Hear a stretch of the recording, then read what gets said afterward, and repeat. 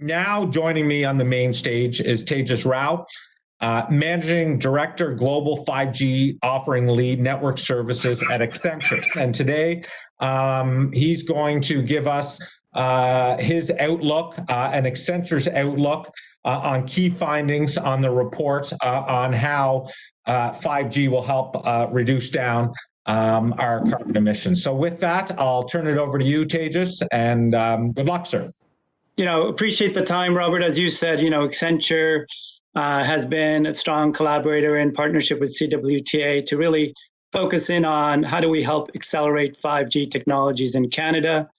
And today, as we publish this white paper in collaboration with CWTA, I really wanted to take what Simon has shared with us from a global perspective on wireless technologies and how it's driving kind of the impact and benefits to climate change, and take it home in terms of the role of 5G in the fight against climate change in Canada. So as we looked at kind of developing the white paper, really the focus was on how do we help drive adoption of 5G technology, accelerate the deployment of the 5G network infrastructure.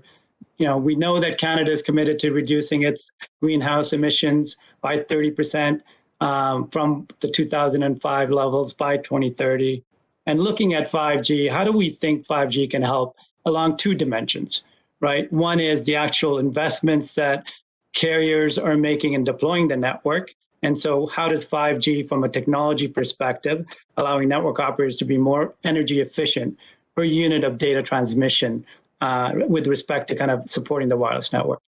On the second, it's really about how does wireless technologies also provide high emitting industries with the ability to reduce their own emissions, and we call that process abatement. And Simon mentioned, all of the little connected industry solutions and smart connected devices are going to go a long way in enabling leveraging the 5G technology for industries to also participate in reducing these greenhouse emissions.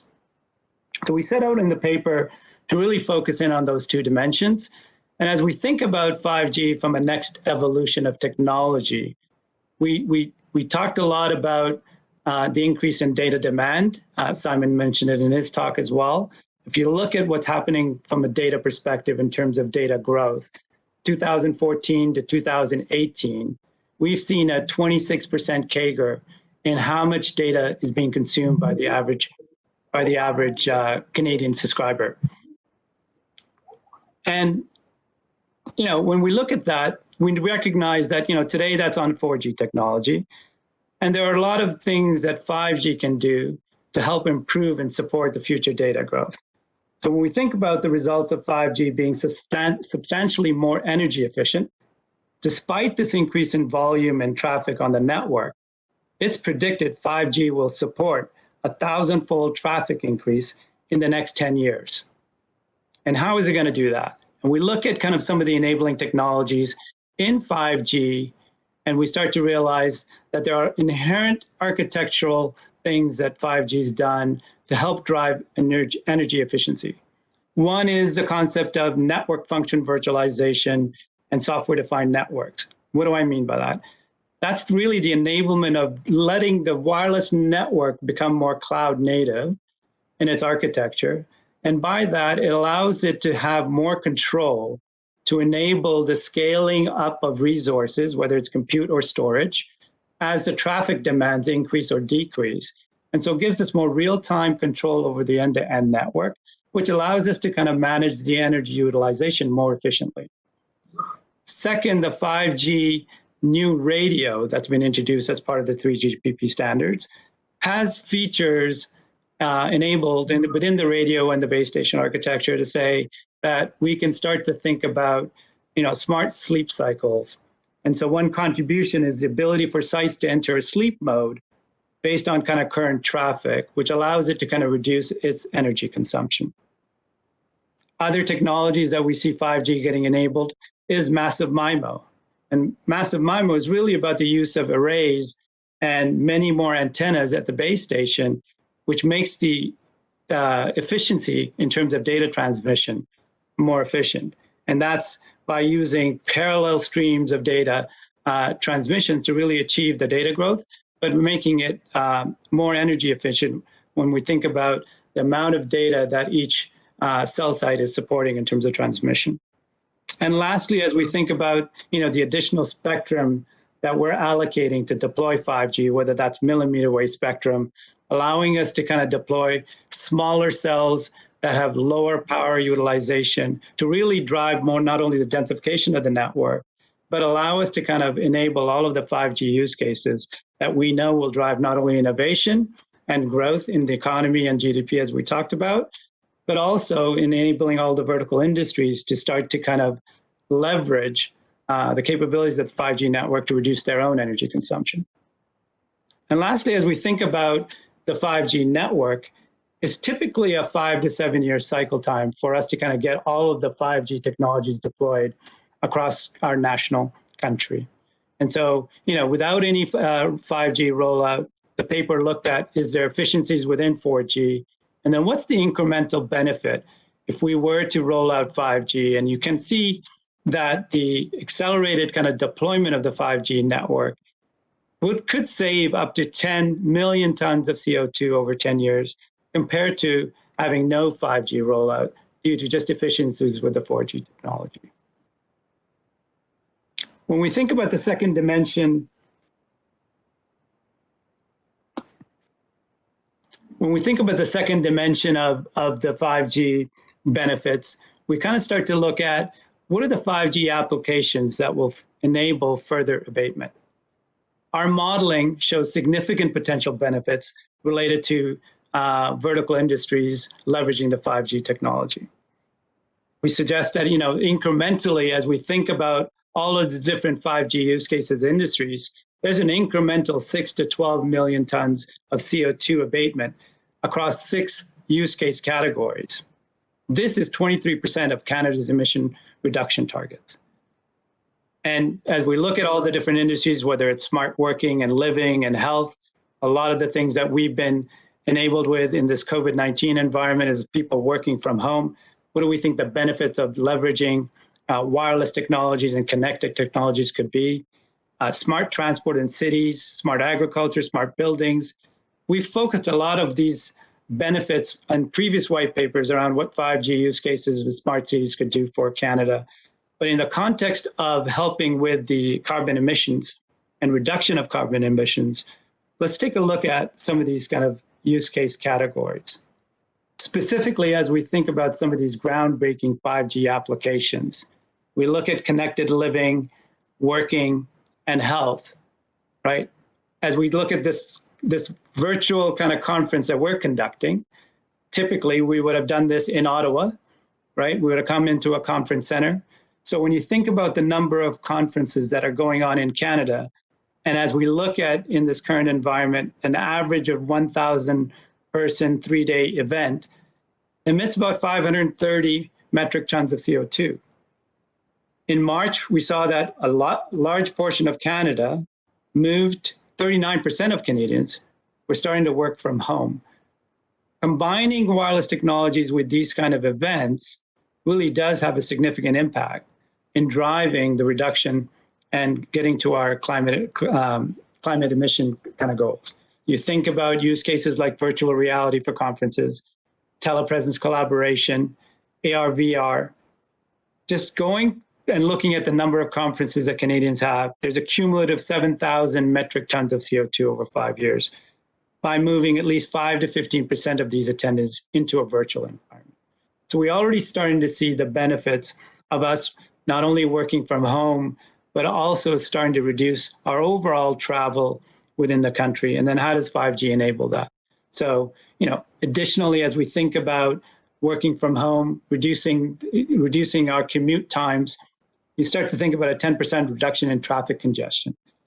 That's the equivalent of taking 41,000 cars off the road by us remotely working in this kind of environment.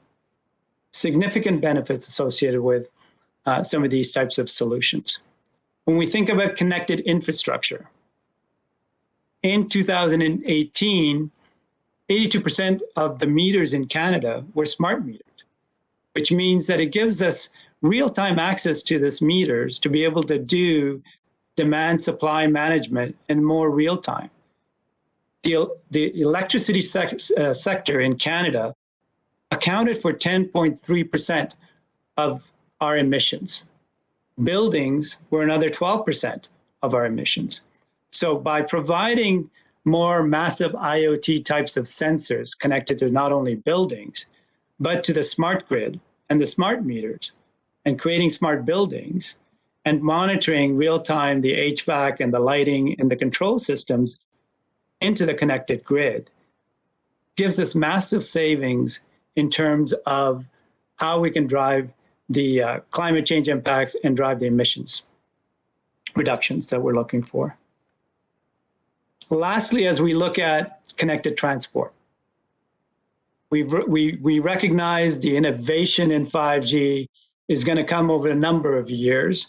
And as we look at not only what we talked about in the previous sections with vertical industries connected with massive IoT and sensor devices, or creating enhanced mobile broadband type of network to allow us to consume more data at faster speeds, the third dimension of 5G is really around driving low latency types of applications to offload compute into to the edge of the network or into cloud-based networks. And those unlock very innovative kind of applications and services as it relates to connected transport.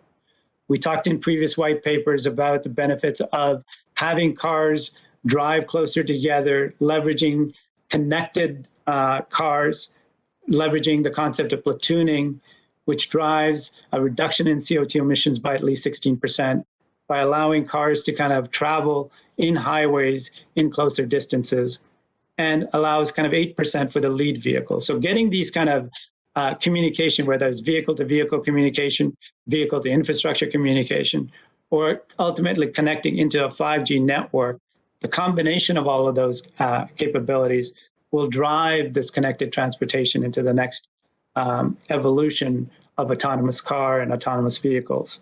So transportation as a sector is accounting for almost 24% of the Canadian emissions.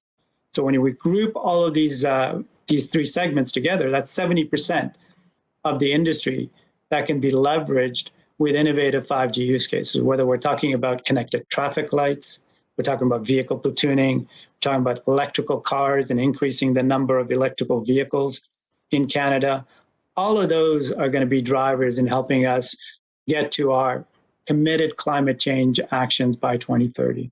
So example, as we think about in Canada, commuters in the Canadian top 3 busiest cities, whether that's Toronto, Vancouver, or Montreal, lose about 113 hours just being stuck in traffic every year.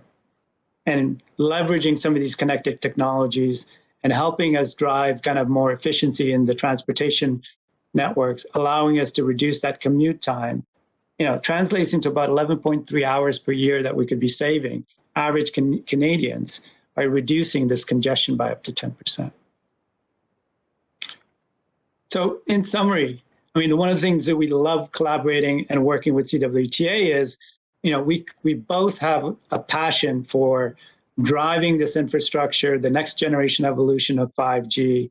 And what I like about what we've been doing is really being able to quantify the benefits of what 5G could mean to both consumers and enterprises in Canada. And I think just being able to kind of drive home the message that 5G can lead in carbon abatement in Canada, and how do we help Canada achieve its climate goals? Leveraging the wireless technologies. We know data is going to be increasing at a rapid pace. We know consumption of wireless usage and services is going to increase.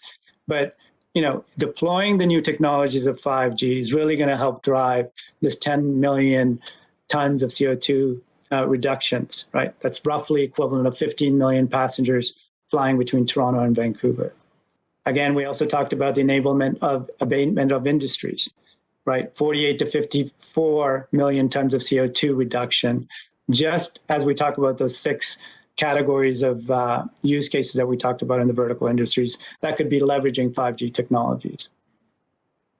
Lastly, based on our 5G research, the whole 5G network deployment has an impact of 18 to 20% of total enabled abatement for the vertical industries attributed to 5G. Robert, I mean, that's kind of the summary of what we've published as part of the 5G white paper in collaboration with CWTA. We're excited about the paper. Thank you for allowing us to work on it with you, and appreciate the time you've given me today.